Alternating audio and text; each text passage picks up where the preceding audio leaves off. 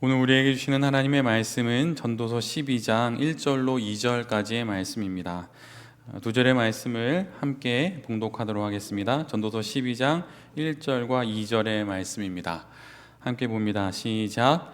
너는 청년의 때에 너의 창조주를 기억하라.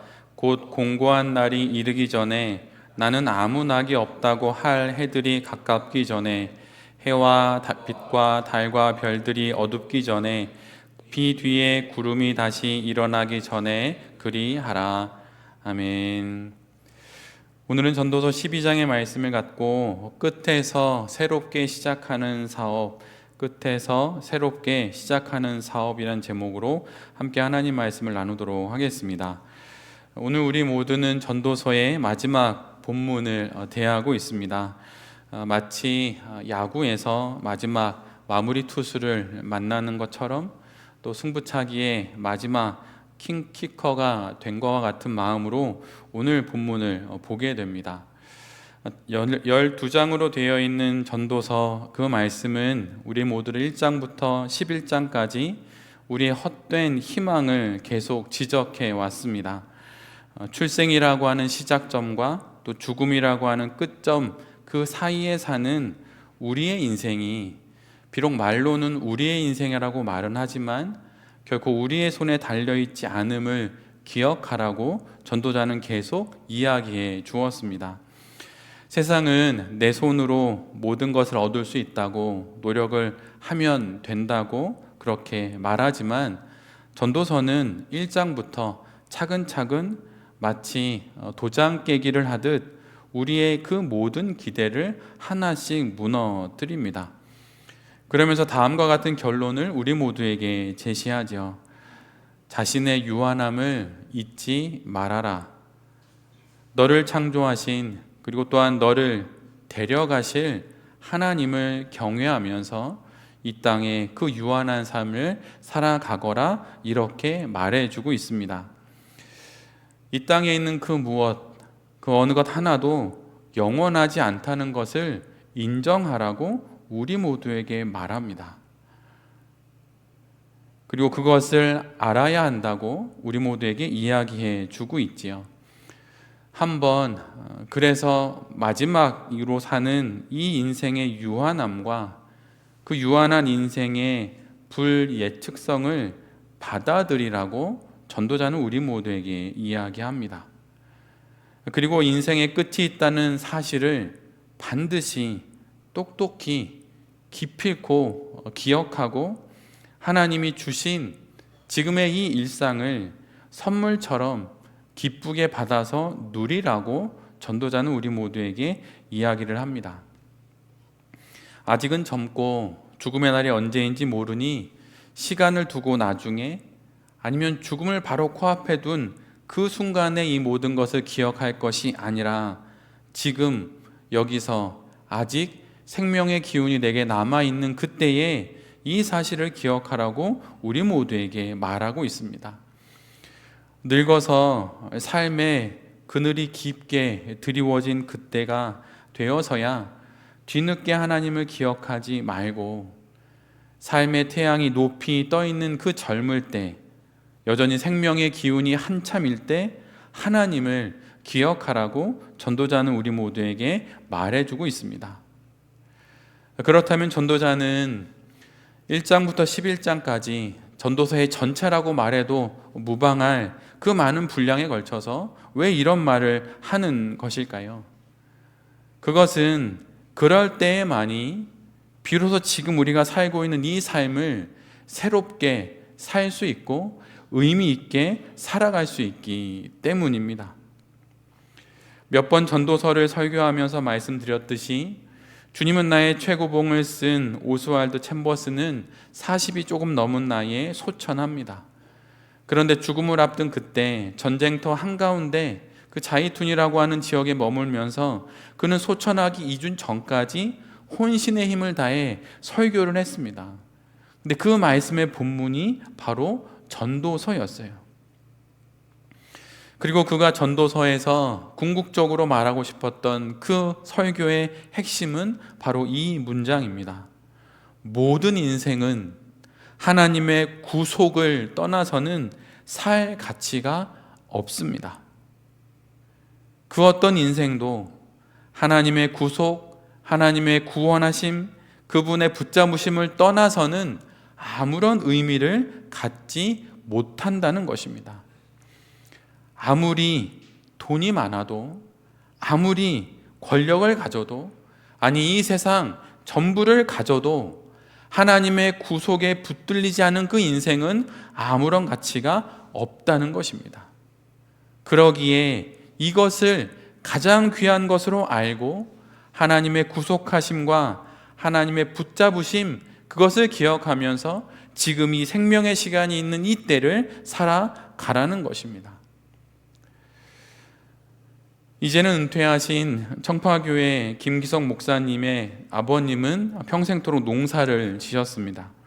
농사를 지셨음에도 불구하고 날마다의 일기를 적는 것을 멈추지 않으셨어요. 조금 남다른 분이신 것 같습니다. 그런데 돌아가신 아버지의 그 일기장의 가장 마지막 부분은 다음과 같은 이야기로 끝납니다. 김계성 목사님의 아버지의 마지막 일기장입니다. 한평생을 살고 보니 천만금이 다 필요한 것이 아닌 것을 알게 되었다. 세상에서 가장 행복한 삶은 봄이 되어서 피어난 꽃을 보고 아름다워할 수 있는 그 능력이 더 중요하더구나. 나의 후손들이 살게 되는 세상은 평화로워서 마치 호수 위에서 유람선이 선유하는 것과 같은 그런 평화로움이 있었으면 좋겠다. 이제 더 힘들어서 못 쓰겠다. 정작 내가 소유하고 있지만 제대로 살아보지 못하는 것이 인생은 아닌가 하는 생각을 종종 합니다. 그리 많은 것이 필요하지 않은데, 풍족하지는 않지만 지금으로도 나름 괜찮은데, 눈에 보이지 않는 것들을 붙잡으려다가 눈에 보이는 것을 놓치고 있는 것은 아닌지, 헛심만 쓰고 있는 것은 아닌지 우리 모두가 뒤돌아볼 필요가 있습니다. 얼마나 더 있어야 행복하다고 말할 수 있을까요? 너무나 많은 바램을 바람 잘 날 없는 인생 속에서 구하며 살아가고 있는 것은 아닌지, 지금의 나의 바램이 너무 과한 것은 아닌지 한 번쯤 생각해 보아야 합니다. 손에 쥔 것을 누리지도 못하면서 더 많은 것을 움켜쥐려다 이도저도 아닌 인생을 살아가고 있는 것은 아닌지 차분히 침착히 한번 우리 모두가 우리의 이 생명의 시간을 돌아봐야 할 것입니다. 새롭게 시작한 2025년 올 한 해, 이제 1사분기를 마무리하는 지금이 되었습니다. 혼신의 힘을 다해 인생을 살아가고 열심을 다해 직장에 일을 하고 사업을 경영하며 살아왔는데, 하나님의 구속하심은 어느새 다 잊어버리고 있는 것은 아닌지, 혹 하나님께 붙들리기보다 다른 것에 애착을 갖고, 아니 애착을 넘어 집착을 하여서 그런 것들에 붙들리려고 하나님은 잊고 아둥바둥 살아갔던 것은 아닌지 우리 모두가 뒤돌아봐야 할 것입니다. 우리 모두가 알다시피 전도서에 그 전도자가 전하는 그의 모든 말씀의 가장 핵심은 이것이지요. 헛되고 헛되며 헛되고 헛되니 모든 것이 헛되도다. 여기서 헛되다라고 말하는 그 원어의 의미는 수증기와 안개를 뜻합니다. 예전에 교사로 사회생활을 하고 있을 때 고민거리가 있었습니다. 교사를 그만두고 유학을 갈지 아니면 교사를 계속해야 할지. 1학기를 마치고 배낭을 챙겨서 홀로 여름방학에 지리산을 간 적이 있습니다. 2박 3일 정도 지리산을 종주할 계획으로 지리산을 종주하기 시작했습니다. 하루를 지나 이튿날 오후에 산 정상에 올랐습니다. 그런데 늘 산 정상은 그러하듯이 안개가 자욱했습니다. 그런데 산 정상에서 제가 손으로 잡아보려고 하는 것은 안개였지만 저 산 아래 땅에 있는 분들이 보기에는 그것은 구름이었지요. 나는 내 눈앞에 저들이 그토록 잡아보고 싶어하는 구름을 바로 내 눈앞에서 손으로 잡으려고 하고 있다는 생각을 하면서 약간의 우스운 생각도 들었습니다. 그런데 높은 산 정상에 올라 눈앞의 안개를 아무리 잡으려 해도 잡을 수 없듯, 피어오르는 수증기를 아무리 가지려 해도 가질 수 없듯, 그렇게 우리의 인생의 성공의 정상에 서더라도 움켜쥐었다고 여겨지는 성취를 거둔다 하더라도 영원히 그것은 우리 손안에 있지 않습니다. 그것은 결코 우리에게 영원을 보장해 줄 수 없는 이 땅의 유한한 것들입니다. 혹 영원은 잊어버리고 이 땅의 유한한 삶을 좀 더 나은 삶의 형편 가운데 살아가고자 그렇게 눈에 보이는 것들에 애착을 갖고 살다가 영원한 것에 대한 마음은 놓치고 있는 것은 아닌지, 그러기에 전도자는 우리에게 이렇게 계속 말하는 것입니다.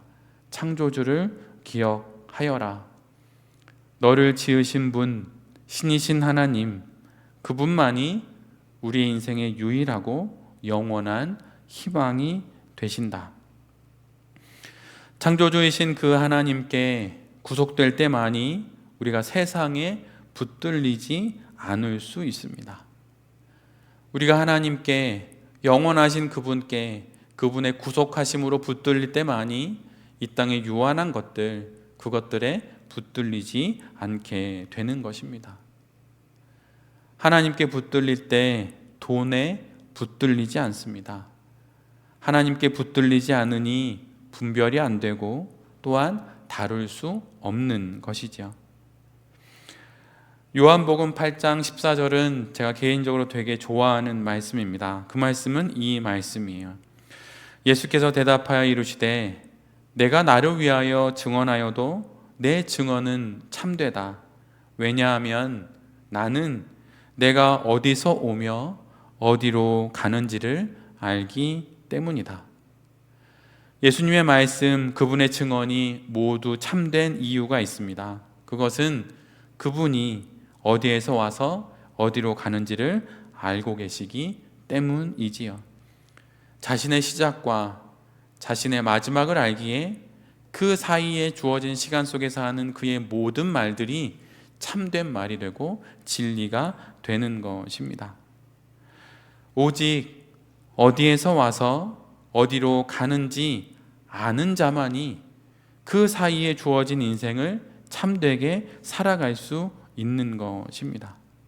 바로 이것이 우리가 우리의 인생을 참되게 살아가는 방법인 것이에요. 내가 어디로부터 와서 결국 어디로 가는지 그것을 아는 것이 바로 내가 살고자 하는 그 인생, 내가 사는 인생을 가장 참되게 살아가는 방법인 것입니다. 저희 아들 민율이가 집에서 홈스쿨링을 하다가 일반 학교를 1년 다니다가 기독교 대안학교를 초등학교 2학년 때 다닌 적이 있습니다. 특별히 학비가 많이 들기 때문에 보낼 수 없었는데 돌베 교회를 개척하면서 개척교회 목회자 자녀는 할인이 되기 때문에 보낼 수가 있었어요.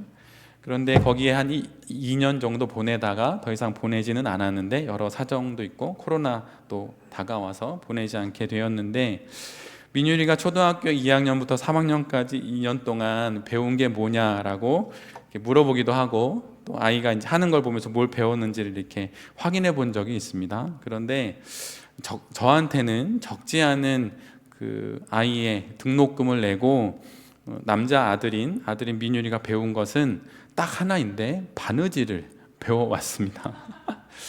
학교에서 바느질을 가르쳐 준 거예요. 남자들도 바느질을 해야 된다고. 그래서 종이 A4 용지에다 이렇게 바느질을 실을 꿰서 이제 하다가 이제 천에다 하고, 그러다가 이제 자그마한 가방 같은 것도 만들어 오고 이제 글에 썼습니다. 그런데 가끔 이렇게 바느질을 하다 보면 뜻하지 않게 실이 뒤엉키게 되지요. 실타래가 뒤죽박죽 모든 것이 얽혀 버릴 때가 있습니다. 여러분, 그럴 때면 여러분은 그 실타래를 어떻게 푸십니까? 그럴 때는 바로 실의 첫 부분과 끝 부분을 찾는 것이 가장 우선입니다. 처음과 끝을 확인한 후에 그리고 그것을 잡고 가운데 부분을 하나씩 풀어가야 하는 것이죠. 얽힌 실타래의 한가운데를 아무리 잘 풀어도 실의 시작과 끝을 찾지 못하면 그 실들은 결국 더 복잡하게 얽힐 뿐입니다. 어느 한순간 잘 풀리는 것 같아 보여도 때가 지나 보면 결국에는 풀 수 없는 강한 매듭으로 묶여 있는 것을 보게 되지요. 일사천리로 풀려가는 것 같아 보여도 이내 막혀 버리는 것입니다. 실의 시작과 끝을 찾지 못하니 이렇게 되는 것이지요. 그러게 조금 더디더라도, 조금 시간이 걸리더라도 실의 처음과 끝을 찾는 것이 먼저인 것입니다. 우리의 인생도, 그리고 우리의 사업도 마찬가지입니다. 아무리 멋들어진 인생을 살고 사업을 경영하고 성공한다 하더라도 정작 내가 어디서 와서 어디로 가는지를 모르면 그 모든 것은 허공을 치는 헛손질에 지나지 않는 것입니다. 그럼 우리는 어디서 와서 어디로 가는 것일까요? 근데 감사하게도 이 질문에 대한 대답은 성경에 이미 기록되어 있습니다. 그 부분을 제가 읽어드리면 우리는 바로 이곳으로부터 우리는 왔어요. 하나님이 자기 형상, 곧 하나님의 형상대로 사람을 창조하시되 남자와 여자를 창조하셨다. 이것이 바로 우리의 시작입니다. 우리의 시작은 신이신 그분의 창조인 것이에요. 아무리 인생이 공고하고 어렵고 뜻대로 되지 않는다 하더라도 우리는 아무런 의미 없이 이 땅에 온 존재가 결코 아닙니다. 사랑하는 자녀가 인생을 포기하고 싶다고 말해버리면 부모가 그 이야기를 듣고 덜컥 가슴이 철렁 내려앉듯이 하나님께서 만약 우리가 인생을 살아가며 그만 살고 싶다, 포기하고 싶다, 만약 그러면 우리를 낳아주신 그 하나님께서 가슴이 철렁 내려앉는 것입니다. 바로 우리의 시작이 하나님으로부터 시작되었기 때문이에요. 그럼 우리의 마지막은 무엇입니까? 이것도 우리에게 주님께서 이미 알려주셨습니다. 너는 흙이니 흙으로 돌아갈 것이니라. 하나님께서 명확하게 우리의 끝을 말씀하십니다. 너는 흙이니 흙으로 돌아갈 것이니라. 이것이 우리 모두의 끝입니다. 이처럼 우리 모두는 하나님으로부터 왔고 결국 하나님께로 돌아가게 될 것입니다. 그렇다면 우리는 그 사이에 살아가고 있는 지금의 이 생명의 시간을 어떻게 살아가야 하겠습니까? 그리고 어떻게 우리가 경영하는 사업을 이끌어가야 할까요? 오래전입니다. 오래전 우연찮게 어느 목사님의 짤막한 글을 읽은 적이 있습니다. 아이가 태어났는데 아이가 심장 질환을 갖고 아이가 태어났습니다. 그래서 늘 아파하던 아이였는데 8살 무렵에 주님께 보내드려야만 했던 어느 목사님의 글을 읽은 적이 있습니다. 그 글을 잠시 읽어드립니다. 나는 인간의 한계를 인정하고 전능한 창조주만이 할 수 있는 영역이 따로 있다는 것을 겸허하게 받아들였다. 그리고 우리도 부활한다는 소망은 시간 안의 존재이기 때문에 어쩔 수 없이 쫓기듯 그렇게 살던 세상을 좀 더 여유를 갖고 영원을 사모하며 담대하게 살게 해 주었다. 제가 이 목사님의 글 중에 저의 마음에 남았던 건 마지막 문장입니다. 시간의 존재이기 때문에 어쩔 수 없이 쫓기듯 살던 세상을, 나의 처음과 나의 마지막을 확인하는 그 순간 좀 더 여유를 갖고 영원을 사모하며 담대하게 살아가게 되었다. 딸의 죽음 앞에서 딸과 자신을 지으신 창조주를 인정하게 되었고, 생의 마지막 그 죽음을 넘는 부활의 소망을 소유함으로 살아야 하는 그 삶을 이제는 더 이상 서두르지 않고 현재를 넘어 영원을 사모하며 담대하게 거침없이 살아가게 되었다고 이 목사님은 고백하고 있습니다. 여러분, 이것을 기억하십시오. 우리는 하나님으로부터 와서 하나님께로 돌아가는 인생입니다. 그리고 그 인생 속에서 오직 나만이 살 수 있고 나만이 살아야 하는 1인분의 인생을 바로 내가 지금 살아내는 것입니다. 그 인생으로 우리는 인생을 살고 그 생명으로 우리는 사업을 경영해 가고 있는 것이에요. 그러니 어떤 어려움을 만났든 어떤 사연과 어떤 사건을 만났든 우리의 인생의 그